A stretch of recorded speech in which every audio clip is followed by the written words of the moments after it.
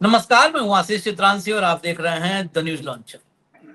नरेंद्र मोदी का मिशन 360 आज तमाम अखबारों में हेडलाइन है और सुबह से इस वक्त तक जब हम ये खबर रिकॉर्ड कर रहे हैं, कई पोर्टल्स पर जोड़ घटाना चल रहा है। 293 प्लस 20 प्लस 6 प्लस 8 प्लस 25 ये गिनती चल रही है। इस गिनती में 26 तो जोड़े जा चुके हैं। 26 जोड़ने के बाद ये गिनती पहुंचती है 219 पे, लेकिन कम कितने होते हैं? 41, 41 कम होते हैं। अब इस 41 में 8 और घटाने की कोशिश हो रही है, यानी मोदी के पास लाने की कोशिश हो रही है। बताया यह भी जा रहा है कि 8 सांसदों से बीजेपी लगातार संपर्क में है। ये खबर लाने की वजह क्या है? क्योंकि सुबह से लगातार चल रहा है। अब जिस चर्चा को हमने कल आपके सामने रखा था विजय वडेट्टीवार के हवाले से, उसमें पृथ्वीराज चौहान, पृथ्वीराज बाबा जिनको कांग्रेस में कहते हैं, महाराष्ट्र में, महाराष्ट्र कांग्रेस के सबसे सीनियर लीडर पृथ्वीराज बाबा ने एक और तड़का मार दिया। इसलिए ये खबर अब चर्चा में लाना जरूरी हो गया।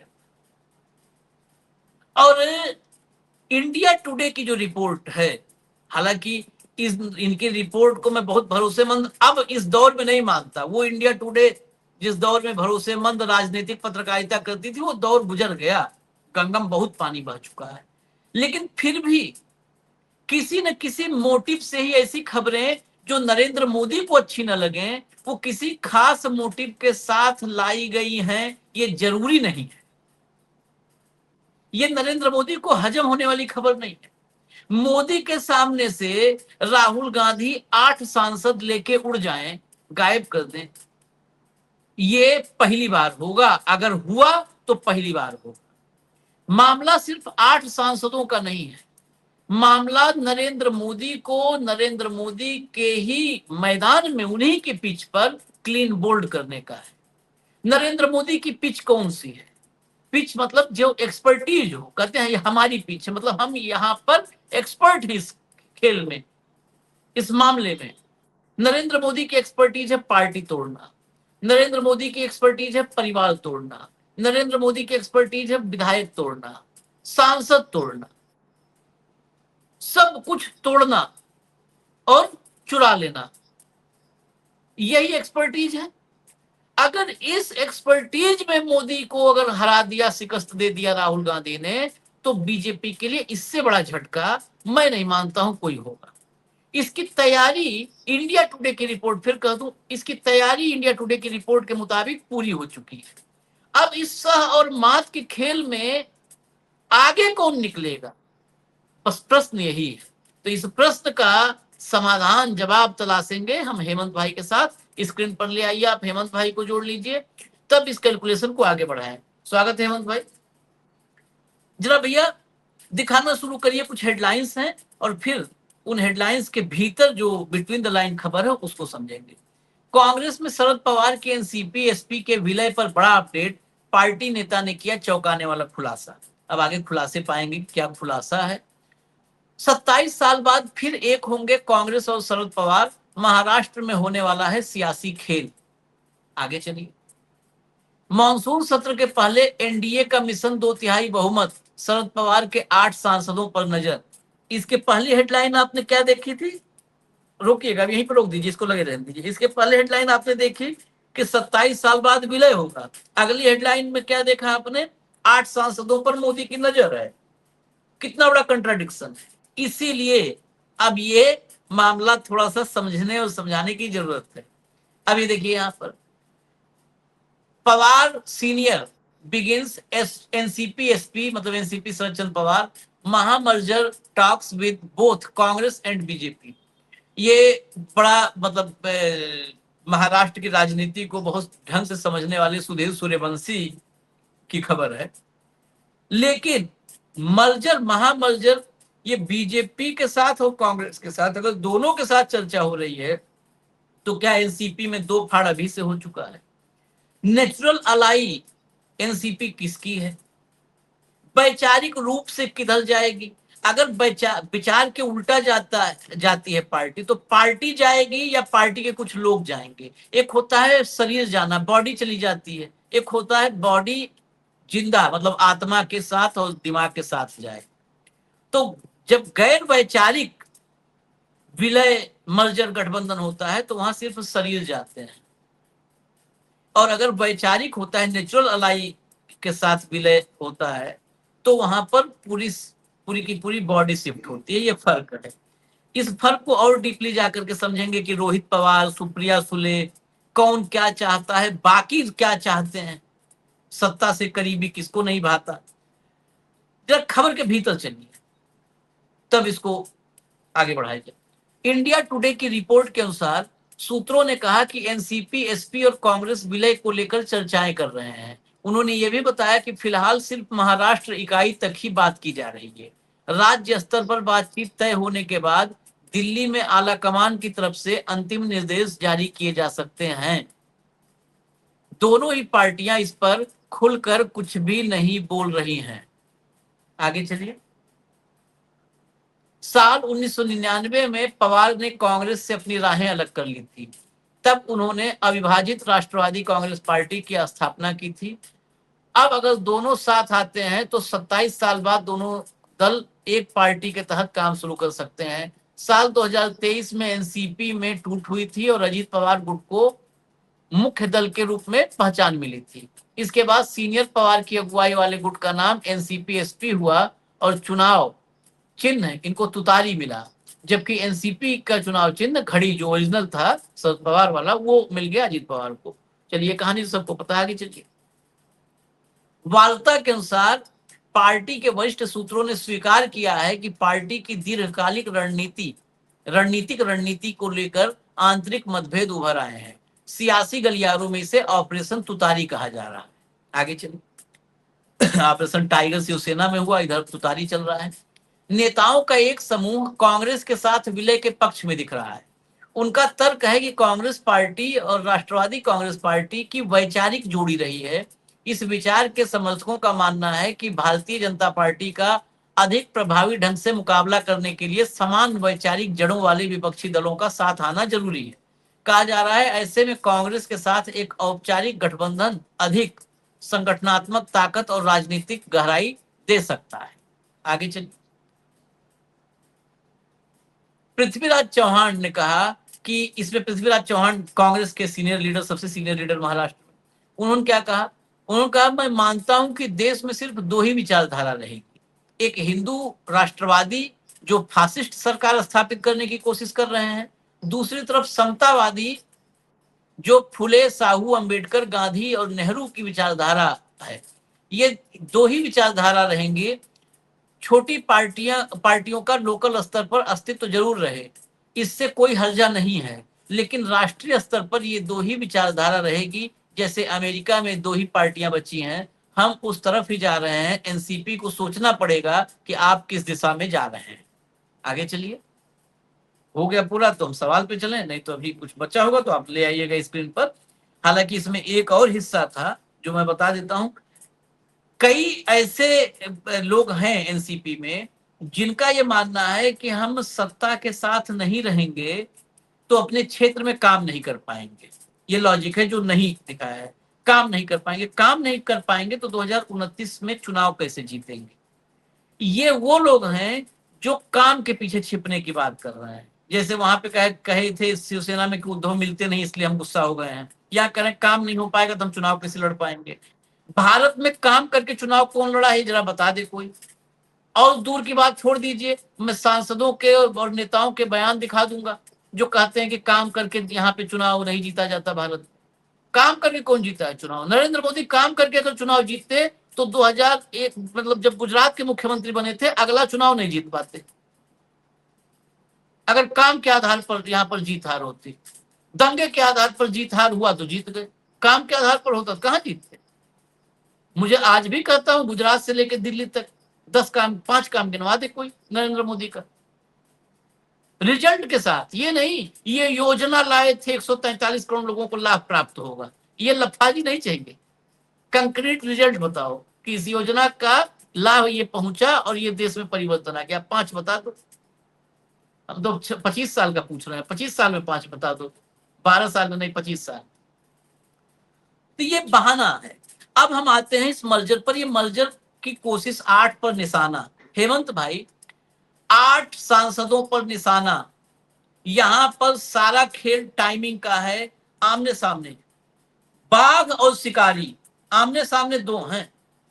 हालांकि मैं बाघ की से तुलना करके बाघों को अपमानित नहीं करूंगा, राजनेता कोई ऐसा नहीं इसकी बाघ से तुलना किया जाए, लेकिन फिर भी मानो कि बाघ और शिकारी आमने सामने है।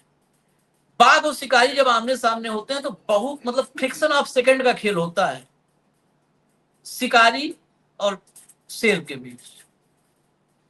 कौन पहला इनिशिएट किया? पहला झपट्टा अगर मार दिया बाघ ने तो शिकारी चारों खाना चित, गर्दन उलट जाएगी तत्काल। और अगर बाघ 3 बार गर्दन ऐसे ऐसे किया तो चौथी बार में शिकारी गर्दन उड़ा देगा। कौन इसमें बाजी मारेगा? आशीष भाई नमस्कार, आपको सारे दर्शक साथियों को भी। देखिए, आपने ओपनिंग में एक इंपॉर्टेंट बात कही थी कि 27 साल पहले शरद पवार यहीं से गए थे। कांग्रेस पार्टी का ही ऑफशूट है और इंदिरा और सोनिया गांधी के विदेशी मूल के मुद्दे पर लेकर के ये सारी कहानी बड़ी थी उस समय। तो अगर आप आइडियोलॉजिकली बात करेंगे या अदरवाइज एक नेचुरल लाई की बात करेंगे तो स्वाभाविक है कि कांग्रेस पार्टी इनकी नेचुरल लाई के तौर पर उभरती है और उसमें विलय किए बिना गुजारा नहीं।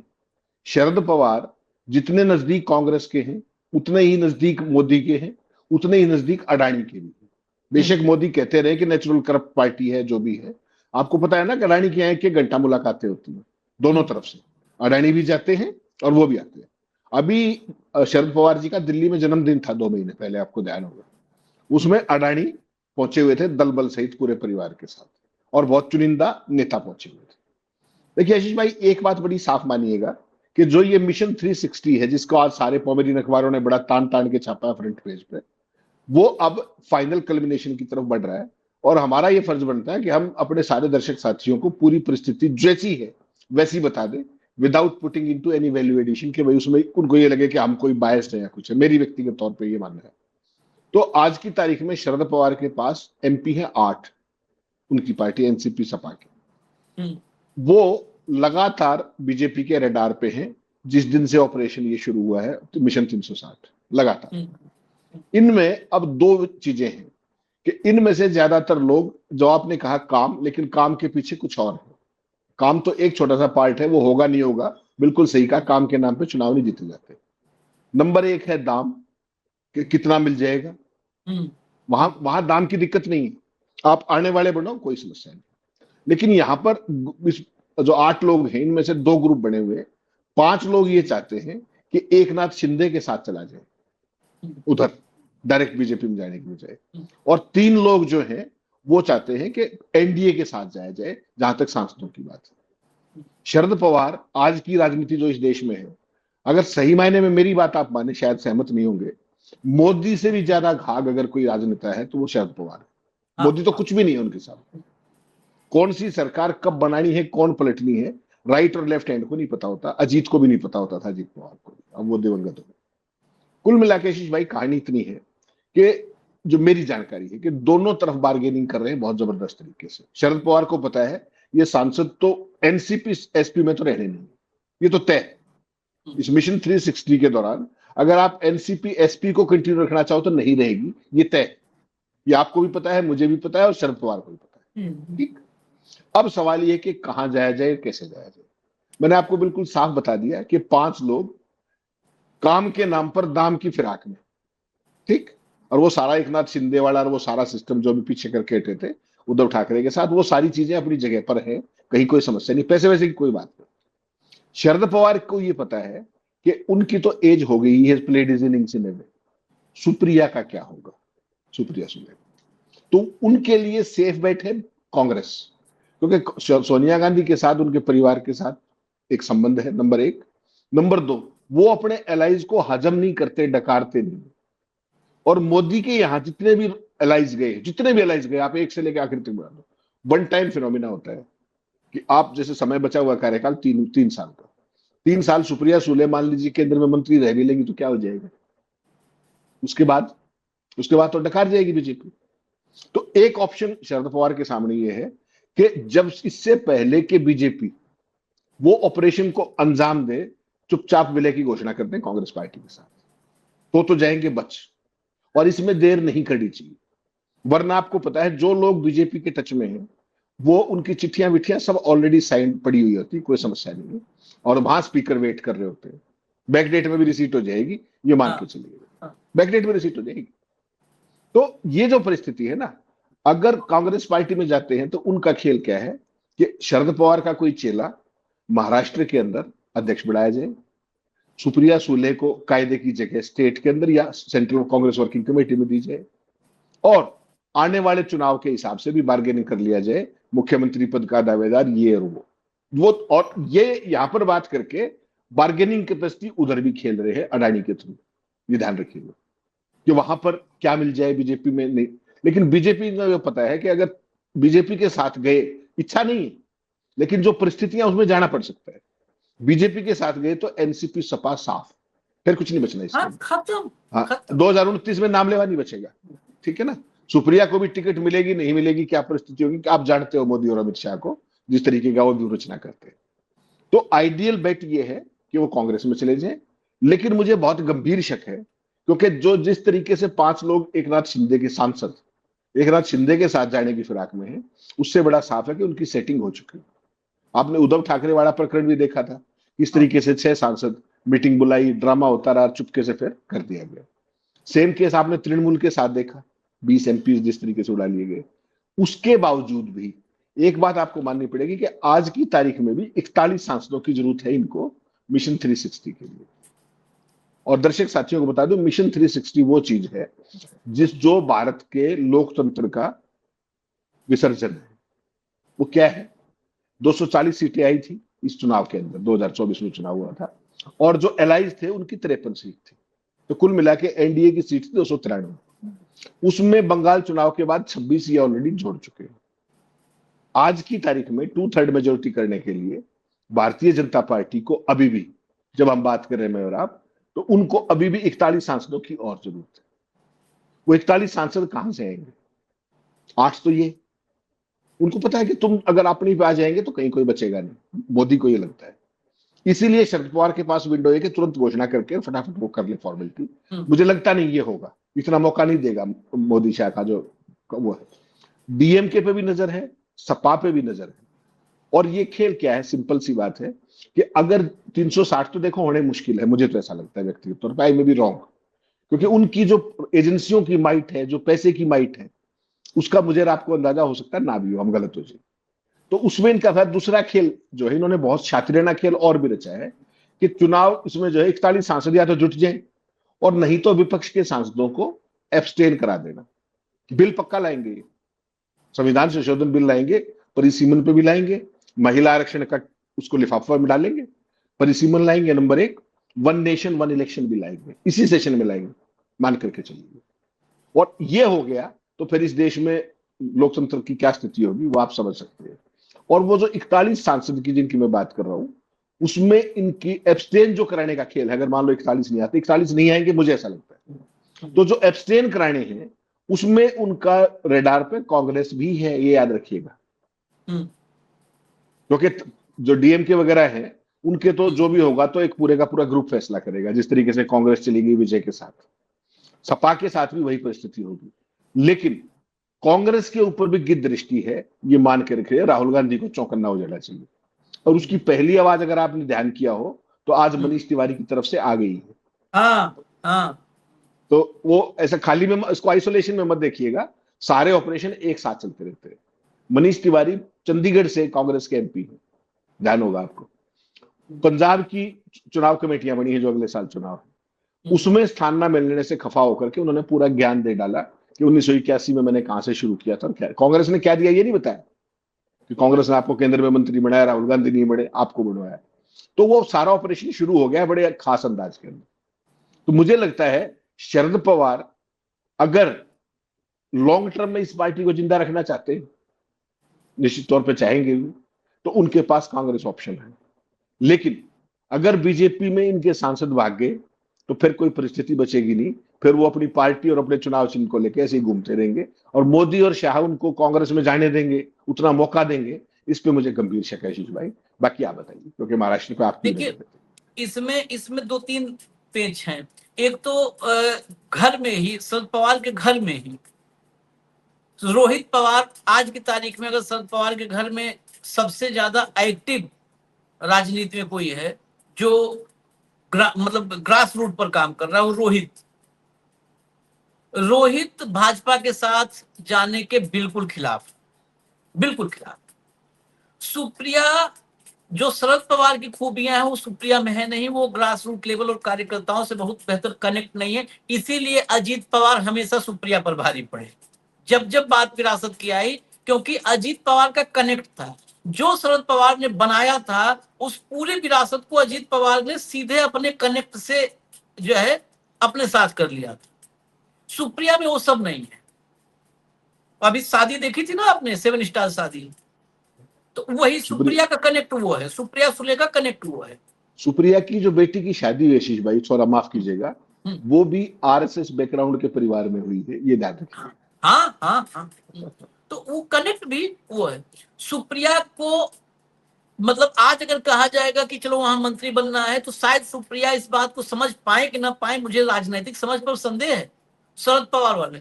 लेकिन शरद पवार को ये यकीन, मतलब मैं यकीन के साथ कह सकता हूं कि ये शरद पवार जैसे नेता को, मतलब सबसे श्रूड, मैं इस शब्द निगेटिव में कहा जाता है और निगेटिव नहीं कह रहा हूं, इस देश के सबसे श्रूड पॉलिटिशियन अगर मैं मानता हूं तो उसमें शरद पवार एक है, और दूसरे तो इलाज कर दिया है नरेंद्र मोदी ने, मुख्यमंत्री से राज्यसभा सांसद बनने का सपना पूरा कर दिया उनका। तो ये सबसे श्रूड, और नीतीश से भी श्रूड में शरद पवार को, वहां पे अपर हैंड पर शरद पवार है, जो एक साथ विपक्ष को भी साधते हैं और अडानी को भी साधते हैं। अडानी के साथ उनका बहुत बड़ा, अडानी के साथ वो जेबी में है। नरेंद्र मोदी अडानी के साथ बाद में, अडानी को पहले हाथ शरद पवार का रखा गया था, शरद पवार का हाथ। तो ये शरद पवार का खेल है। शरद पवार को ये पता है कि 3 साल बाद, आज सुप्रिया सुले को मंत्री बना दिया जाएगा तो 3 साल बाद प्रमोद महाजन की बेटी न बना दिया जाए। मैं एग्जाम्पल के साथ बता, आप कल्पना करिए, जो प्रमोद महाजन अटल जी के बाद, अगर प्रमोद महाजन जीवित होते तो इस देश के प्रधानमंत्री बने होते, भाजपा सत्ता में आती। कोई चैलेंज करने वाला नहीं था प्रमोद महाजन, कोई चैलेंज करने वाला नहीं था। ये जितने बाद में दिखे आपको, चौकड़ी, अनंत, सुषमा, वेंकैया और जेटली, ये कोई नहीं टिकता प्रमोद महाजन के सामने। ये नरेंद्र मोदी कितनी डांट खाए हैं प्रमोद महाजन से बीजेपी के दफ्तर में दिल्ली में, उस जमाने के लोग बताते हैं, जिनके ट्राइपॉड वगैरह उठाते थे, सब कहानियां बताते हैं। तो प्रमोद महाजन की बेटी का टिकट काट दिया गया ना, कितने क्रूरता से काट दिया गया पूनम का टिकट। तो कैसे कल को, आज उम्र देखिए, कोई अमर पट्टा लेके नहीं आया है, इस बात में व्यवहारिक बात कर रहा हूं। आज शरद पवार की उम्र 85 साल है, और शरद पवार तो मतलब बाय गॉड ग्रेस, इतनी बीमारी, इतना संकट झेलने के बाद सेहत का, और फिर भी 85 साल पर अभी भी एक्टिव हैं पॉलिटिकली, एकदम अभी भी चाल मोहरे बैठा रहे हैं, एक से एक चाल चल रहे हैं। कल को शरद पवार रहते हुए तो मान लिया कुछ कर सकते हैं, इधर का उधर खेल उलझाना बिठाना। शरद पवार न रहे कल को, सुप्रिया सुले काउंसलर का टिकट मुश्किल हो जाएगा। आप सांसदी की बात कर रहे थे हेमंत भाई, ठीक बात, बिल्कुल अगर इनके ये जो दोनों बैठे हुए दिल्ली में, अगर इनके मन को नहीं भाया तो फिर काउंसलर का टिकट मिलना मुश्किल हो जाएगा। कांग्रेस के साथ जाने में क्या क्या प्लस है, कांग्रेस एक तो नेचुरल अलाई है, दूसरी बात कांग्रेस के पास महाराष्ट्र में अब कोई लीडरशिप नहीं है, ढंग से कहा जाए तो कोई लीडरशिप नहीं है, सब दगे कारतूस हैं। और जो कुछ एक है जो चर्चा में रहते हैं, विजय वडेट्टीवार जैसे लोग, ये बहुत बड़े कारोबारी हैं, तो ये कभी भी पार्टी के लिए संघर्ष नहीं कर सकते, इतने बड़े कारोबारी हैं, बस इससे समझिएगा, ये संघर्ष नहीं कर सकते। वहां का स्पेस, अगर पवार फैमिली कांग्रेस में आती है तो उस लीडरशिप का जो वैक्यूम है ना कांग्रेस में, महाराष्ट्र के लिए कम से कम, वहां पर सोनिया गांधी, राहुल गांधी इनको सम्मान के साथ बिठा सकते हैं। सुप्रिया हो गई। रोहित बहुत संघर्ष करने वाला, मतलब होता ना कि एक आध यूथ आता है जो चलो ग्रास रूट पे लड़ेंगे, वो हर मुद्दे पर, किसान का हो तो वहां पर एक नाम बताऊं, रोहित पवार। आप कभी चेक करिए, किसानों का मुद्दा है तो वहां रोहित पवार का नाम आप देखेंगे, वहां आंदोलन में घुस गया, वहां पे धरना प्रदर्शन चालू। कुछ भी हो, मुंबई कुछ करना। अजीत पवार के लिए पत्नी शपथ ले ली और रोहित पवार लड़ रहा, क्या हत्या हुई है बताओ। तो रोहित जैसे यूथ भी मिलेंगे। और आपका जो कार्डर, बेसिकली वो कांग्रेस का कार्डर है जो एनसीपी में गया था, वो भाजपा के माइंडसेट से बिल्कुल विपरीत है, बिल्कुल अलग सोच वाला, वो सेकुलर सोच वाला कार्डर है। वो कार्डर कांग्रेस के साथ आकर के ज्वाइंट फोर्स बना सकता है और मजबूत कर सकता है। तो ये आज की तारीख में अगर पार्टी तो नहीं रहेगी, लेकिन परिवार और राजनीति के सर्वाइवल की बात है तो कांग्रेस के साथ मुमकिन है। तात्कालिक अगर सूटकेस गिनना है तो फिर मोदी के साथ। और मुझे ये लगता है कि सूटकेस की जरूरत शरद पवार को कभी नहीं थी और कभी नहीं होगी। आज भी शरद पवार जरूरत पड़ने पे नरेंद्र मोदी को सूटकेस दे सकते हैं। हाँ, ये हकीकत है, हकीकत है। तो वो बाकी लोग का छोड़ दो, शरद पवार सूटकेस के लालच में नहीं आएंगे, इसके ऊपर का कुछ मामला हो बात अलग है। ये तो पहला रहा मेरा इस पे परसेप्शन। दूसरा मिशन 360 वाला जो मामला है हेमंत भाई, इसमें बहुत पेच है। डीएमके को लेकर जो आपने कहा ना कि वो बाहर रख दे, सदन में मौजूद ही नहीं रहे, एब्सेंट जो है एब्सटेन कर दिया जाए, इतने को गिनती चल रही है, 60-62 लोग गिनवा रहे हैं। एक अखबार की कटिंग है, आप ही ने दिया था, वो कटिंग में दिखा करके चाहता हूँ एनालिसिस किया जाए। नंबर्स का मैं कह रहा हूं, मैंने एक प्रोग्राम में और कहा था, आज की राजनीति में पहले आप अर्थमेटिक देखिए, अर्थमेटिक देखने के बाद केमिस्ट्री देखिए कि किसकी केमिस्ट्री कहां पर हो रही है, और जब केमिस्ट्री हो जाए तो अलजेब्रा देखिए कि 2ab एक्स्ट्रा कहां से आ सकता है। नरेंद्र मोदी वाला 2ab a+b whole square 2ab extra मिल गया, तब अलजेब्रा पे जाएंगे। ये तीनों देखेंगे तो राजनीति के जो सबसे निकृष्टतम स्वरूप का आप साक्षात दर्शन कर पाएंगे। वो अखबार का कटिंग दिखा दो भैया। मिशन 360 में क्या क्या है, यहां पे लिख रहा है ना कि 61 विपक्षी सांसदों की गैर हाजिरी। 61 विपक्षी सांसदों में आपके सांसद मेजर कहां है? ठीक है, आपके सांसद अब टीएमसी तोड़ने के बाद जो गैर इंडिया और गैर एनडीए सांसद हैं उनकी गिनती पहले कर लो। अब हटा दो इसको, अब हटा दो, उनकी गिनती कर लो, इसको साइड में चलाना होगा चला देना। 7 निर्दलीय सांसद हैं, 7।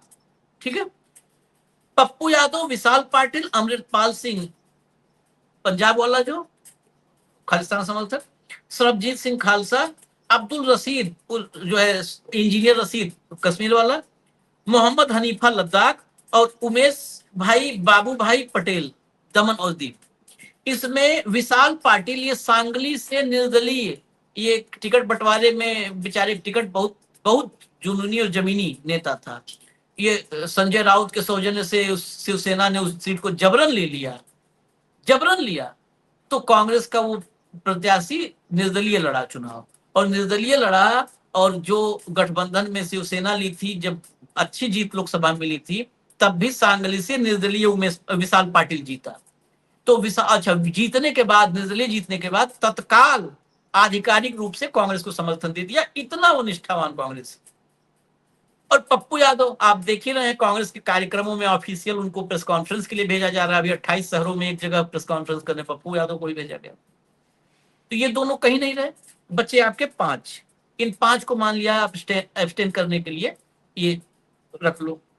उसके अलावा वाईएसआर सीपी के 4, एसएडी का 1, 4 1 5, AIMIM 1 6, BPP 7 1, ZPM 1 8, Azad Samaj party 1 9, और आरएलपी हनुमान बेनीवाल ये 10। इसमें हनुमान बेनीवाल भी इंडिया गठबंधन के साथ थे, मतलब 9 मानो, 9 5 14, 61 की बात हो रही है। आप 14 ये हो गए मात्र। इन 14 में से वो जम्मू कश्मीर वाला इंजीनियर रसीद वो नहीं आएगा, हनीफा लद्दाख वाली नहीं आएगी, ये जो नई पार्टी बनाया था अमृतपाल ने 2 सांसद हैं वो नहीं आएंगे, घटा दो 10। ये 10 भी नहीं है पूरे, लेकिन मैं 10 को मानता हूं कि समर्थन नहीं करना है, आपको अनुपस्थित रखने का भी अगर मुआवजा दे दिया जाए तो अनुपस्थित रह लेंगे 10। 10 में आप और जोड़ दो कितने, अब पूरी गिनती में गणित पे आज पूरा काम कर लेते हैं। 10 में आप जोड़ दो पूरे डीएमके के, भाई एब्सटेन के लिए तैयार कर सकते हैं कि कह दो कि हम कांग्रेस से नाराज हैं, उसके साथ हम मतदान नहीं करेंगे। 10 ये मैक्सिमम संख्या हेमंत भाई 30 पहुंचेगी। yes. आपको 61 एब्सटेन करवाना, 30 पहुंचेगी। गाड़ी नहीं फिट हो रही, नहीं फिट हो रही, इसलिए कांग्रेस टारगेट पे है, सपा भी टारगेट पे है। हाँ बख्शेंगे किसी को नहीं।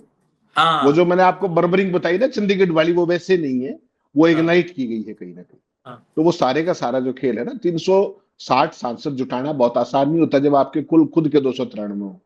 तो ये ओवर रीच कर रहे हैं, एक तरीके से मिस एडवेंचरस है। लेकिन हाँ, ये जरूर है कि एब्सटेन कराने के लिए किस लेवल तक जा सकते हैं, उसका भी दिमाग में ध्यान रखिएगा, ध्यान रखिएगा इस बात का।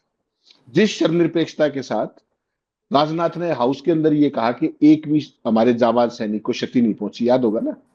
और आप वो भी मत भूलिएगा, उस समय तो मैं पार्लियामेंट कवर कर रहा था जब फारूक अब्दुल्ला साहब नजरबंद थे वहां पे अपना कश्मीर के अंदर, और संसद में खड़े होकर के मोदी के डिप्टी ने क्या कहा बड़ी संसद में कि वो कहीं नहीं, वो हाउस अरेस्ट नहीं है। और वो वहां फारूक अब्दुल्ला साहब चीख चीख के कैमरों के सामने कह रहे थे कि मैं हाउस अरेस्टेड हूं।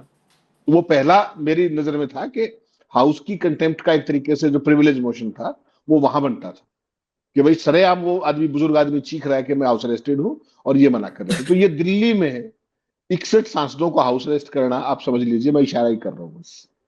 जब इनके ऊपर अपने ऊपर आते हो तो इनको, क्योंकि आप एक चीज और समझिए ना आशीष भाई, इनको पूछने वाला कौन है? माई लॉर्ड्स तो बैडमिंटन खेल रहे हैं, कौन पूछेगा? एक बार हुआ हुआ छुट्टी, बंगाल का चुनाव हो नहीं गया, इलाके खा दो आप 5 साल, बिहार में लूट नहीं लिया पूरे का पूरा, इलाके देखो आप, हरियाणा देख लो, महाराष्ट्र देख लो। तो इनको कंप्लीट इम्यूनिटी के साथ बैठे हुए हैं ये लोग। याद रखिएगा मेरी बात, मैं आपको केवल चेता रहा हूं कि जो एब्सटेन की बात आएगी तो आशीष चित्रांशी को घर में चिटकड़ी बाहर से लगी मिलेगी ये व्यवस्था करने में। जो आदमी, आशीष भाई एक बताओ ना, आपके खिलाफ कोई मुकदमा नहीं, लेना नहीं देना नहीं, और आपको राज्यसभा चुनाव लड़ने से आपका पर्चा खारिज कर दिया, तो वो किस लेवल तक जाएंगे? उसको भी छोड़ दो। मैं दर्शकों को केवल एक लाइन बात करके बात खत्म कर रहा हूं। जो पार्टी चंडीगढ़ नगर निगम के मेयर के लिए कैमरे पर वोट कैंसिल करा सकती है और फिर उस मसीह को चीफ जस्टिस की कोर्ट से बचवा सकती है, तो उसकी रिसोर्सफुलनेस में तो आपको शक नहीं होना चाहिए ना। फारूक अब्दुल्ला का हाउस अरेस्ट करके दिखा सकती है और मना कर सकती है, तो ये बाकी क्या है फिर? इस बात का ध्यान रखना पड़ेगा, क्योंकि लोकतंत्र की अंतिम आहुति देने के लिए ये लोग डेस्परेट हैं, ये मान करके चलिए। और ये राम मंदिर वाला जो प्रकरण हुआ है, इसके बाद तो हकीकत में ये मुंह दिखाने लायक नहीं बचे, ना भाजपा ना आरएसएस मुंह मुंह दिखाने दिखाने लायक लायक तो नहीं बचे। कभी नहीं थे, मुंह दिखाने लायक तो सब कभी नहीं थे, बेशरम थे, मुंह दिखाते थे और अभी भी दिखाएंगे। हम तो एक बात कहेंगे आखिर में, फिर भाई तारीफ करके ही खत्म करेंगे, इन लोगों को तारीफ करनी पड़ेगी, मजबूरी है। मोदी जी का एहसान मानिए आप कि इतना सब कुछ जुगाड़ कर रहे हैं परिसीमन बिल पास करवाने के लिए, 130th अमेंडमेंट के लिए, कि जिसमें 30 दिन कोई जेल में रहे तो कुर्सी चली जाएगी। इस सब के लिए इतना एफर्ट डाल रहे हैं मोदी जी। इतने ही एफर्ट पर वो एक काम और कर सकते थे, सेम एफर्ट, इससे ज्यादा नहीं लगेगा। इतने ही एफर्ट पर एक ही कॉन्स्टिट्यूशनल अमेंडमेंट आता कि मोदी जी आजीवन रहेंगे प्रधानमंत्री और आखिरी टाइम में उत्तराधिकारी घोषित कर देंगे। एक अमेंडमेंट आता, सारा खत्म था। लेकिन एहसान मानिए मोदी जी वो नहीं कर रहा है, मोदी जी ये सब कर रहा है। वो करने से पहले मोदी जी सबको कुचल देना चाहते हैं, ये कर रहा है। इतना ही एफर्ट तो लगता है हेमंत भाई, वो भी कॉन्स्टिट्यूशनल अमेंडमेंट होता है कि एक नया लोकतंत्र में कॉन्स्टिट्यूशनल अमेंडमेंट आ रहा है। अमेंडमेंट संविधान के आत्मा के, उसके मूल ढांचे के अनुरूप हो ना हो, इससे क्या फर्क पड़ता है? इससे कोई फर्क पड़ता है? 130th अमेंडमेंट जो है कि 30 दिन कोई जेल में रहेगा मंत्री सीएम तो उसको हटा मान लिया जाएगा अपने आप, उसका इस्तीफा बर्खास्तगी की कुछ नहीं, वो कौन से संविधान की आत्मा और मूल ढांचे के अनुरूप है? वो तो ढांचे खिलाफ है, वो तो लोकतांत्रिक आत्मा के खिलाफ है कि किसी आरोपी को आप गुनहगार मान लिए, दोषी मान लिए, तभी तो आपने सजा दी, उसी हटाए। तो ये भी मोदी जी कर सकते थे। मैं इसलिए कह रहा हूं कि यही इस देश में कहा जाता है 5,000 मर गए, मोदी जी हैं तब 5 मरे। मोदी जी नहीं होते, इस देश के दिमाग के साथ ये बहुत बड़ा खिलवाड़ किया गया है। मोदी जी नहीं होते तब सोचो 50,000 मरे होते, 5 लाख मरते। तो मोदी जी हैं तो 5,000 मरे, ये सोचो। ये लिटरली लोग कहते हैं इस देश में। मैंने जो अपने खुद सुना है बातचीत में, तेल महंगा हो गया है 110 रुपया, मोदी जी हैं तो 110 हुआ। सोचो मोदी जी नहीं होते तो 500-600 रुपया हो गया होता। दुनिया की हालत देखो। अच्छा, मोदी जी रुपया 100, मोदी जी हैं तो रुपया 100 पे पहुंचा, मोदी जी नहीं होते तो आज $1 1,000 का होता। ये ऐसी थेथरोलॉजी है जिसके सामने स्टीफन हॉकिंग से लेकर के आइंस्टीन वगैरह सब नाक रगड़ दें अपनी। इतना इतना जबरदस्त थेथराई का साइंस है। तो इस थेथराई के साइंस में मोदी जी ये भी कर सकते थे, इसलिए मैंने भी उसको थोड़ा सा अपने वो किया कि मोदी जी ये भी कर सकते थे कि एक ही बार में आजीवन सत्ता ले लेते, लेकिन मोदी जी क्रमशः संविधान के एक एक पिलर को ढहा रहे हैं, बुलडोज कर रहे हैं। एहसान मानिए और हमें इजाजत दीजिए। धन्यवाद हेमंत भाई, नमस्कार।